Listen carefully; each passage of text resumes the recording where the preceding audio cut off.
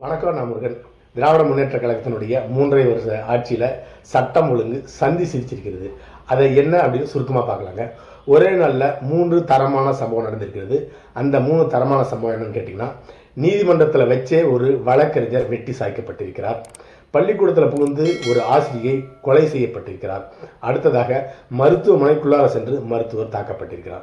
ஒரே நாளில் இந்த 3 சம்பவம் நடந்திருக்கிறது. அதே நாளில் இன்னும் ஒரு அருமையான சம்பவம் நடந்திருக்கிறது. கள்ளக்குறிச்சியில் விஷ சாராயம் குடிச்சு 72 பேர் மரணமடைந்துட்டாங்க. அந்த வழக்கை சென்னை உயர் நீதிமன்றம் சிபிஐக்கு மாற்றி உடனடியாக அது சம்பந்தப்பட்ட டாக்குமெண்ட்டை சிபிஐ ஒப்படைக்கணும் அப்படின்னு சொல்லிட்டு உத்தரவு போட்டிருக்காங்க.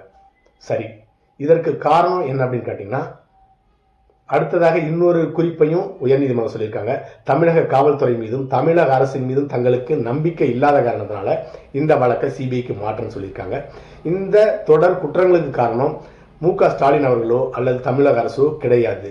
முழு காரணம் சென்னை உயர்நீதிமன்றம் இல்ல, இந்திய நீதித்துறை தான் இதுக்கு காரணம். அது மட்டும் இல்லாமல் அதே நாளில் இன்னொரு சம்பவம் நடந்திருக்கிறது. ஒரு வழக்கறிஞர் கொலை செய்ததற்காக ஒரு பெண்ணுக்கு ஆயுள் தண்டனை விதிக்கப்படுகிறது. இதை பற்றி இந்த வீடியோனுடைய கடைசியில் விவாதிக்கலாம். அதற்கு முன்ன எப்படிப்பட்ட நிர்வாகம் இந்தியாவில் நடந்துகிட்டு இருக்கு அப்படிங்கிற பார்க்கலாங்க. ஜனநாயக அமைப்பில் முதலமைச்சர், அடுத்ததாக தலைமைச் செயலாளர், உள்துறை செயலாளர், டிஜிபி, ஐஜி, கமிஷனர், எஸ்பி, அடுத்ததாக டிஎஸ்பி, இன்ஸ்பெக்டர், எஸ்ஐ இப்படி இருப்பாங்க. ஆனால் திராவிட முன்னேற்ற கழகத்தில் அப்படிப்பட்ட வழிமுறை எதுவுமே கிடையாதுங்க. ஒவ்வொரு மாவட்ட செயலாளரும் அந்த மாவட்டத்தினுடைய குறுநில மன்னரை போல செயல்படுவார். அவர் என்ன சொல்கிறாரோ அதை தான் அந்த கமிஷனர், எஸ்பி, எஸ்ஐ முதல் கொண்டு எல்லாருமே கேட்கணும். இப்படிப்பட்ட அடிப்படை கட்டமைப்பு குளறுபடி தான் திராவிட முன்னேற்ற கழகத்தினுடைய ஆட்சியில் இப்படிப்பட்ட சம்பவங்கள் தொடர்ந்து நடப்பதற்கு காரணம். அதனால தான் இப்படிப்பட்ட ஒரு அவப்பெயரை இந்தியாவில் இருக்க எந்த ஒரு மாநிலத்திலுமே இப்படிப்பட்ட குற்றச்சாட்டுகளை உயர்நீதிமன்றங்கள் சுமத்தலை. அதாவது தமிழக காவல்துறை மீது நம்பிக்கை இல்லை, தமிழக அரசின் மீது நம்பிக்கை இல்லை, அதனால வழக்கை சிபிஐக்கு மாற்றணும்னு சொல்லியிருக்கிறாங்க. சரி, இந்த வழக்கு கள்ளச்சாராய வழக்கு, கள்ளச்சாராய காட்சி அந்த குற்றவாளி மீது 50க்கும் மேற்பட்ட வழக்குகள் நிலுவையில் இருக்கிறது. 50க்கும் மேற்பட்ட வழக்குகள் இருக்கிற ஒரு குற்றவாளி எப்படி ஜாமீனில் வெளியே வந்தார்? அதற்கு காரணம் நீதிமன்றங்களும் நீதித்துறை தான். அதற்கு காரணம் இந்தியாவில் நடக்கிற 99% குற்றங்களுக்கு காரணம் நீதிமன்றங்கள், நீதிபதிகள். இந்தியாவில் இருக்க நீதிமன்றத்தை இழுத்து மூடிட்டாலே போதும் 99% குற்றங்கள் குறைந்துவிடும். சமீப காலமாக வழக்கறிஞர்கள் மீது தாக்குதல், கொலைவெறி தாக்குதல், கொலை போன்ற நிகழ்ச்சிகள் நடந்து கொண்டிருக்கிறது. அதற்கு காரணம் என்னன்னு பார்த்தீங்கன்னா, முதல்ல சொன்னது பார்த்தீங்களா, ஒரு பெண்ணுக்கு ஆயுள் தண்டனை வழங்கப்பட்டிருக்கிறது. என்ன காரணம் அப்படின்னு பார்த்தோம்னா, வழக்கறிஞர் வழக்கு சம்பந்தமாக அந்த பெண் தன்னுடைய ஒரிஜினல் வீட்டு பத்திரத்தை கொடுத்துருக்காங்க. கேஸ் முடிஞ்ச பிறகு அந்த வீட்டு பத்திரத்தை கேட்டது தரல. ஏராளமானவர் போராடி இருக்கிறாங்க, அப்பையும் கிடைக்கல. ஒரு கட்டத்தில் பொறுமை இழந்த அந்த பெண் ஆட்களை வைத்து கொலை செஞ்சிட்டார். அந்த வழக்கில் அந்த பெண்ணுக்கு ஆயுள் தண்டனை வழங்கப்பட்டிருக்கிறது. நீதிமன்ற சட்டப்படி, இந்திய அரசியலமைப்பு சட்டப்படி ஒரு வழக்கறிஞர் எப்படி டாக்குமெண்ட் வாங்குறதுங்கிறது புரியாத புதிராக இருக்கும். ஏன்னு கேட்டிங்கன்னா, அனைத்து சம்பந்தப்பட்ட விஷயங்களும் வழக்கறிஞருக்கு சாதகமாகத்தான் நீதிமன்றம் அமைந்திருக்கிறது. அதனால தான் பொறுமை இழந்த அந்த அப்பாவி பெண் தற்பொழுது குற்றவாளியாக, ஆயுள் தண்டனை கைதியாக சிறையில் இருக்கிறார். அதற்கு இந்திய அரசியலமைப்பு சட்டம், இந்திய நீதிமன்றம் தான் அதற்கு காரணம். சரி, அடுத்ததாக ஒரு சின்ன உதாரணம் பார்க்கலாம். 2 வீட்டுக்கு நடுவில் ஒரு அடி சந்து இருக்கும். அந்த சந்து யாருக்கு சொந்தம் அப்படிங்கிறதுக்காக 2 பேருமே கேஸ் போட மாட்டாங்க. யாருக்கு அந்த நிலம் சொந்தம் இல்லையோ அவர் கேஸ் போடுவார், எனக்கு நிலம் இருக்குன்ட்டு. இந்த வழக்கை வச்சு 2 தரப்பு வழக்கறிஞர்களுமே ஒரு 10 வருஷம் இழுப்பாங்க. ஒரு வருஷத்துக்கு 2 இயரிங் கொண்டு வருவாங்க. வருஷத்துக்கு ஒரு இயரிங்க்கு 1000 மூலம் ஒரு 10 லட்சம் ரூபாய் வசூல் பண்ணிடுவாங்க. ஒரு 10 லட்சம் ரூபாய் அது இதுன்னு சொல்லி வசூல் பண்ணிடுவாங்க. இந்த வழக்கு 10 வருஷம் கழிச்சு முடிவுக்கு வரும். அப்பொழுது நீதிபதி சொல்லுவார், ஒரிஜினல் நிலம் யாருக்கு சொந்தமோ அதுதான் அவருக்கு சொந்தம் அப்படின்னு சொல்லிட்டு விளக்கமாக தீர்ப்பு சொல்லிடுவார். அதுக்குள்ளேயே இந்த வழக்கை 10 வருஷம் இழுக்கடிச்சு 2 வழக்கறிஞர்கள் சம்பாதிச்சிருவாங்க. அதில் ஒரு பகுதியை நீதிபதிக்கும் கொடுத்துருவாங்க. ஆனால் இந்த வழக்கு நேராக போலீஸ் ஸ்டேஷன் கொண்டு போனீங்கன்னா ஒரே ஒரு மணி நேரத்தில் இன்ஸ்பெக்டர் அவர்கள் விசாரித்து தீர்ப்பு சொல்லிடுவார். ஆனால் நீதிமன்றத்துக்கு போயின்னா இழுக்கடிச்சு அவனை ஒரு மரண கைதியாக மாற்றிடுவாங்க. அப்படிப்பட்ட நீதிமன்றம் தான் இந்தியாவில் இருந்திருக்கு. சரி, அடுத்ததாக இன்னொரு உதாரணத்தை பார்க்கலாம். கடந்த அண்ணா திராவிட முன்னேற்ற கழகத்தினுடைய ஆட்சியில் மதுரையில் காரில் போயிட்டு இருந்த ஒரு பெண் நீதிபதி பைக்கில் வரிமளித்த 2 பேர் காரை திறந்து அடி இழுக்கிறாங்க அந்த பெண் நீதிபதிக்கு. அப்பொழுது அந்த காருடைய டிரைவர் சொல்கிறார், ஏப்பா அவங்க பெண் நீதிபதி அவங்களே அடிக்கிறீ அப்படின்னு கேட்டதுக்கு தெரிஞ்சுதான் அடிக்கிறேன்னு சொல்லியிருக்காங்க. அதன் பிறகு அவர்கள் அரெஸ்ட் பண்ணி யாருன்னு பார்த்தா அந்த 2 பேருமே வழக்கறிஞர்கள்.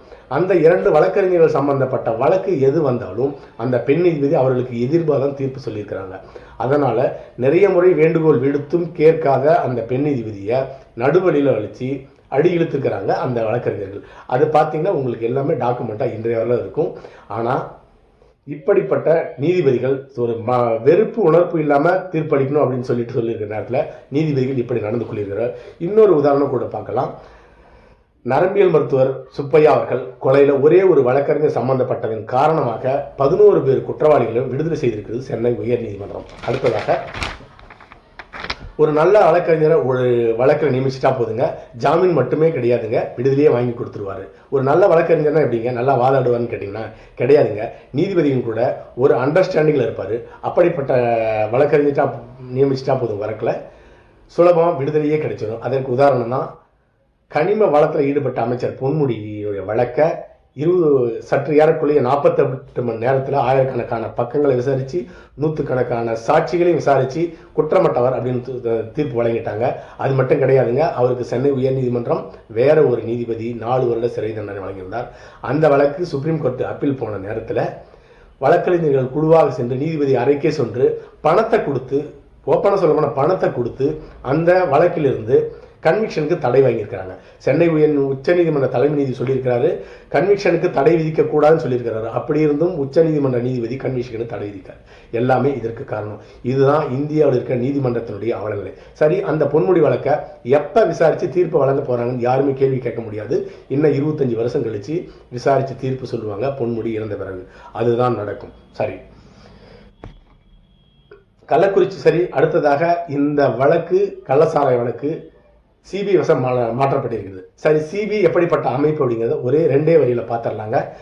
அதாவது ஏர்போர்ட் மற்ற இடத்துல ரெய்டு நடத்தி பிடிக்கப்பட்ட 1100 கிலோ தங்கம் சிபிஐனுடைய கஸ்டடியில் லாக்கரில் இருக்குது. அந்த தங்கம் இருக்குது. புதுசாக ஒரு சிபிஐ டைரக்டர் மாடலாகி வராரு. அவர் அந்த தங்கம் எங்கே இருக்குது அப்படின்னு பார்த்தா டோட்டலாக லாக்கரே காலியாக இருக்குது. அதை விசாரிக்கும் பொழுது தான் தன்னுடைய பொண்டாட்டி பிள்ளைகுட்டிகளுக்கு எல்லாமே நகையாக செஞ்சு பூட்டிட்டாங்க அந்த சிபிஐ. முன்னால் இருந்த சிபிஐ அதிகாரிகள் எல்லாமே உடனடியாக இந்த விஷயம் வெளியே வந்த உடனே அந்த நகையெல்லாம் கொண்டு வந்து லாக்கரில் ஒப்படைச்சிட்டு நாங்கள் கைப்பற்றது எல்லாமே தங்க பிஸ்கட் கிடையாது, நகையாக தான் கைப்பற்றணும்னு சொல்லிட்டு லாக்கரில் ஒப்படைச்சிட்டாங்க. அதில் எத்தனை சதவீதம் போலியாக மற்ற தாது பொருள் கலந்துவிட்டு நகையாக செஞ்சுருக்காங்க, தங்கமாக கொண்டு வந்து கணக்கில் சேர்த்துருக்காங்கன்னு தெரியாதுங்க. அடுத்ததாக இன்னும் ஒரு மிக சிறந்த உதாரணம் சொன்னோம். 2G வழக்கு 1.25 லட்சம் கோடி திராவிட முன்னேற்ற கழகம் செஞ்சது. அதனுடைய டைரக்டர் சிபிஐ டைரக்டர் அதாவது கேள்வியே குற்றவாளியை தயாரிக்க சொல்லிட்டு எந்த மாதிரி கேள்வி கேட்கணும், எப்போ வரணும், எப்படி நடந்துக்கணும் எல்லாமே உரையாடல் நடந்திருக்குது. அந்த உரையாடல் சமீபத்தில் வெளியானது. இப்படிப்பட்ட ஒரு அமைப்பு தான் சிபிஐ அமைப்பு. இந்த அமைப்பிடம் தான் இப்பொழுது இந்த வழக்கு ஒப்படைக்கப்பட்டிருக்கிறது. அடுத்ததாக கொல்கத்தா பெண் மருத்துவ கொலை வழக்கும் ஒப்படைக்கப்பட்டிருக்கிறது சிபிஐ வசம். 100 நாட்கள் நடந்து விட்டது. அந்த மருத்துவக் கொலையில் எந்த விதமான முன்னேற்றம் கிடையாது. அதற்கு காரணம் மத்திய அரசினுடைய அழுத்தம். அப்படிப்பட்ட வழக்குகளை எப்படி இந்த கள்ளச்சாராய வழக்கை சிபிஐ எவ்வளவு நாளத்தில் விசாரித்து எவ்வளவு நாள் தீர்ப்பு நீதிமன்றம் வழங்க வருது, எந்த விதமான ஒரு கட் ஆஃப்மே கிடையாது இதில். அப்படிப்பட்ட மோசமான இந்திய அரசியலமைப்பு சட்டம் தான் இந்திய அரசியலமைப்பு சட்டம். அது மட்டும் இல்லை, சரவணபவன் ராஜகோபால் அவர்கள் ஒரு கொலை செய்துவிட்டு 20 வருஷமா அந்த வழக்கு நீதிமன்றம் நடந்தது. ஒரு நாள் ஒரு நிமிடம் கூட அவர் சிறை செல்லவில்லை. இறந்த பிறகு அவருக்கு சிறை தண்டனை விதிக்கப்பட்டது. அடுத்ததாக இந்த கள்ளக்குறிச்சி விசசாராயம் போன்ற சம்பவம் அதிமுக ஆட்சி இப்போ நடைபெற்று கொண்டிருந்தாலும் நிச்சயமாக இதை போல சம்பவங்கள் நடந்திருக்கும். ஆனால் என்ன, திராவிட முன்னேற்ற கழகம் எதிர்கட்சியாக இருந்தால் இதெல்லாம் எல்லா ஊடகங்களும் கொண்டு வந்து மக்களிடையே கொண்டு சேர்த்திருக்கும். தற்பொழுது எதிர்க்கட்சி தலைவர் எடப்பாடி பழனிசாமி அவர்கள் அவ்வளவு விரைவாக செயல்படவில்லை என்பதுதான் உண்மை. அதனால இந்த வழக்கு சிபிஐயிடம் ஒப்படைத்தனால எந்த விதமான முன்னேற்றம் ஏற்பட போவதில்லை என்பதுதான் உண்மை. அடுத்த பதிவில் சந்திக்கலாம். நன்றி.